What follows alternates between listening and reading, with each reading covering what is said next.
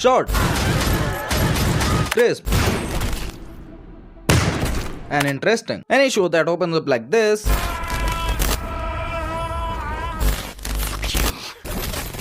you know it's gonna be good. Yeah, obviously everything other than Ninja Kamui. Damn, that show found new lows. They started really great, but फिर बाद में they turned on to रुको हम दिखाते हैं तुम्हें ये show कितनी ज्यादा बुरी तरीके से हम खराब कर सकते हैं. Anyways, we are not here to talk about any show that failed miserably. We only talk about the good stuff. So a while back I was scrolling through Netflix and I stumbled upon something, and that was Terminator Zero. A relatively new show. In fact, it is so new that it was released on 29th of August this year. हाँ, 2 दिन पहले. I clicked on the show cause it had Terminator in its name, obviously. And I don't know तुमने Terminator देखी है या नहीं देखी है. मैंने भी Terminator की सारी मूवीज नहीं देखी हैं. I have seen 3 of them. And to put it in perspective, there are 6 movies. लेकिन ऐसा नहीं है कि तुम्हें ये एनिमे समझने के लिए Terminator की मूवीज देखनी होंगी. You gotta know कि Terminator क्या है. नहीं, ऐसा नहीं है. You can easily understand what the anime is about. If you wanna know what the show is actually about, it can be classified as a time travel show.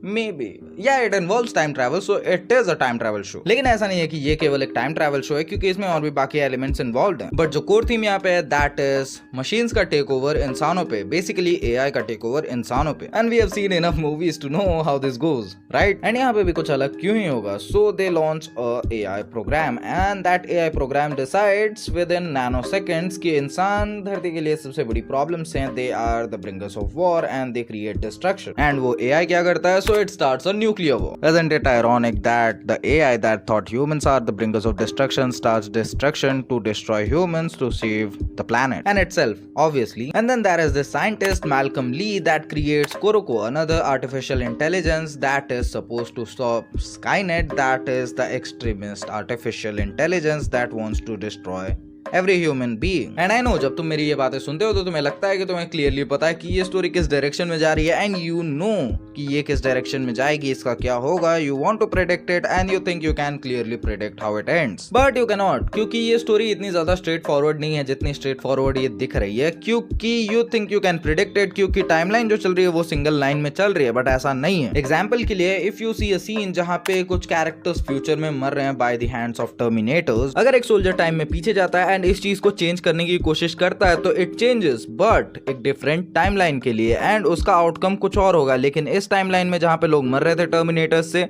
वो अभी भी मरेंगे. तो इसी वजह से जो इंसान टाइम ट्रैवल कर रहा है उसके दिमाग में एक चीज तो एटलीस्ट आएगी ही, एंड दैट क्वेश्चन इज कि अगर उसके लव्ड वंस अभी भी मरने ही वाले हैं, अगर वो टाइम में पीछे जाता है या जाती है, तो व्हाई शुड ही और शी चेंज द पास्ट, जिससे किसी और टाइमलाइन का फ्यूचर चेंज हो एंड कोई और आउटकम चेंज हो. एंड इसी थॉट के साथ एक सोल्जर ई को टाइम में पीछे जाती है, दैट इज 1997, एंड वो वहां इसी वजह से जाती है कि वो मैल्कम ली को कोकोरो को ऑनलाइन लाने से रोक सके, क्योंकि उसकी खुद की टाइमलाइन में कोकोरो और स्काईनेट दोनों साथ में मिलकर ह्यूमंस को एक्सटर्मिनेट करना शुरू कर देते हैं. लेकिन इस टाइमलाइन में ये कुछ और तरीके से प्ले आउट करता है, and there is still possibility कि कोकोरो स्काईनेट के साथ अलाइन कर जाए एंड एक्सटर्मिनेशन वापस से शुरू कर दे. लेकिन फिलहाल के लिए इस टाइमलाइन में she does not do that, and she opposes Skynet, जिसके वजह से स्काईनेट से एटलीस्ट फिलहाल के लिए ये लोग सेफ हैं. एंड डोंट वरी, ये सारी इन्फॉर्मेशन तुम्हें बहुत जल्दी मिल जाती है. इसके अलावा बहुत सारी पेचीदा इन्फॉर्मेशन है that is related to time travel, and I don't want to spoil the show for you,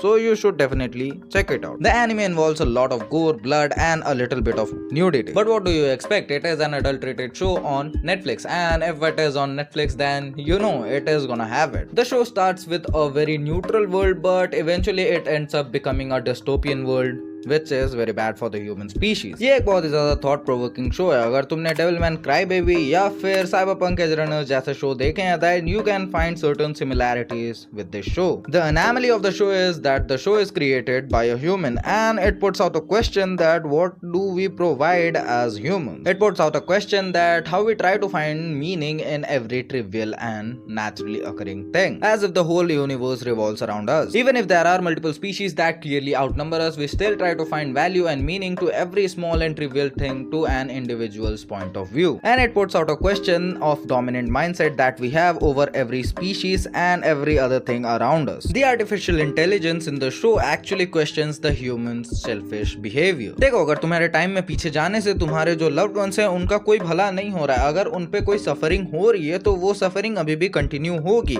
but अगर तुम टाइम में पीछे जाके चीजों को चेंज कर देते हो तो वो चीज किसी और के लिए चेंज होगी. देखो, the person might be same लेकिन किसी और टाइमलाइन में, एंड अगर उसके साथ कुछ अच्छा हो भी रहा है तो वो दूसरी टाइमलाइन में हो रहा है. तुम्हारी खुद की टाइमलाइन में people are still dying and they will continue to die. तुम कितना भी कुछ कर लो लेकिन तुम खुद की टाइमलाइन को नहीं प्रिजर्व कर सकते टाइम में पीछे जाने से. एंड इसी वजह से जो दोनों आर्टिफिशियल इंटेलिजेंसेस हैं, they deem humans selfish and they think that they won't go through it, but some people still go through it for the survival of the whole species, and that reflects that some humans might still be okayish, not very good, not very bad, but okayish. What I think about the show is it is a really good show.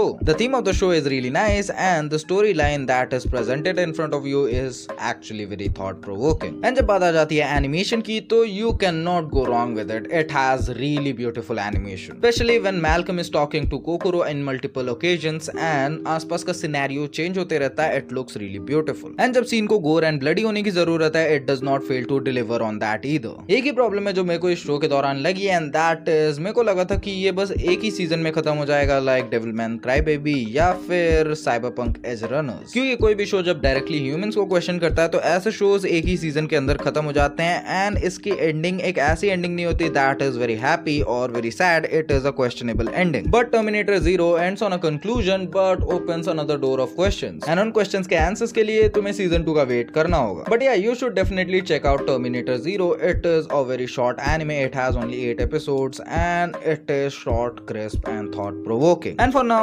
subscribe. Bye.